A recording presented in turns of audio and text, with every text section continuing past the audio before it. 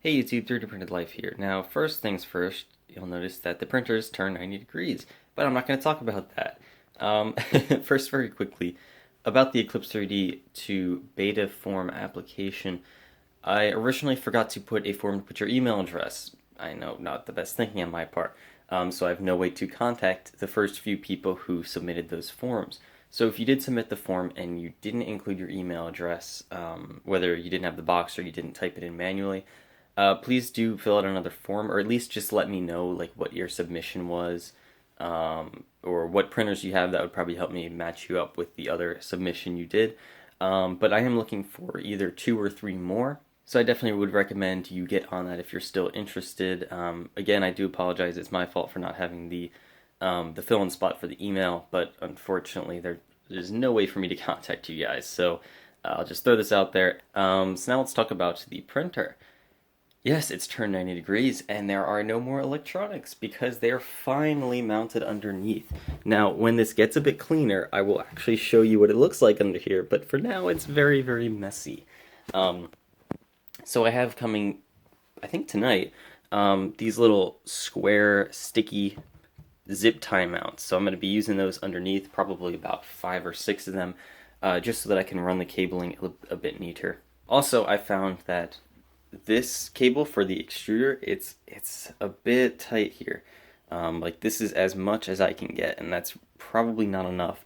And the main thing restricting this is the hot end, these blue cables for the hot end power. So what I may end up doing is getting these screw terminal blocks and mounting them either on the back panel or in here, like underneath this cover somewhere, or right underneath the bottom or something like that, and using them on the hot end on this fan, which I just have these little junky clip clap connector things on, and on one other thing which I cannot remember now, but regardless, I will figure that out.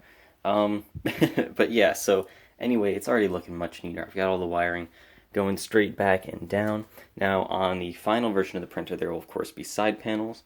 This cabling assembly will be running along that back panel, and then it will cut in at the bottom here, and then it will go in and down with the power switch cabling. So I've got the housing right here for it. So I'm going to be cutting a hole, well, not cutting a hole, designing a hole in this back side, so that when it's mounted on here, that cabling can come in the back and then just go straight in and then down to the bottoms. That's that. I have to get shorter bolts for mounting the power supply here because, as you can see, they're loose. I can't tighten them anymore. I'm going to be cutting a hole up front here to pass this cable through so that I can mount the LCD and controller right up here on that front panel.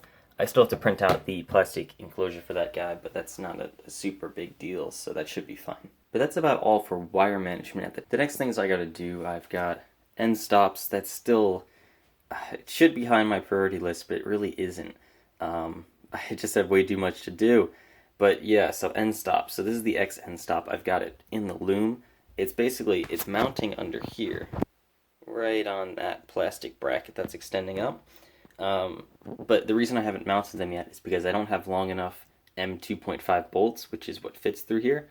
I only have M3s, so what I'm probably going to do, just for the time being, is drill out these end stops so that they're 3mm, so that I can use M3s to mount them. Again, just temporary. All the holes where these guys mount, the size will be adjusted according to what bolt I actually end up using. But yes, that's the X end stop. I still have to drill a hole to mount the little triggering post. The Z end stop, I have a hole, but I don't have the tap for the holes, so it's just a hole, unfortunately. And then at the bottom, I also have another hole, which I believe is lined up. And so I have to make that bigger and make more holes so that I can mount the Z end stop, which is neither of those guys, it's this guy. So this guy's going to have to mount underneath.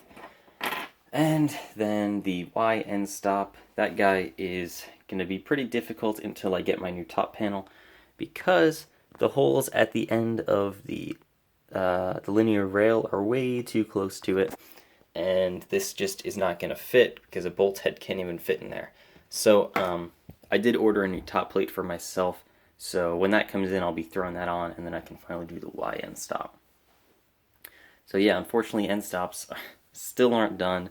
Probably won't be done for another 2 or 3 weeks. But hopefully I can get that Z end stop working pretty soon, because it's really annoying having to manually guess what height to put the nozzle at each time.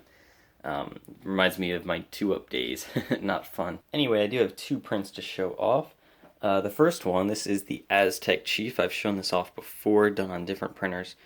This is a pretty difficult print to come out nicely, because it's constantly changing speed on every layer because of the different layer sizes, a bunch of overhangs, and parts where rippling can show up, and it handled it very well.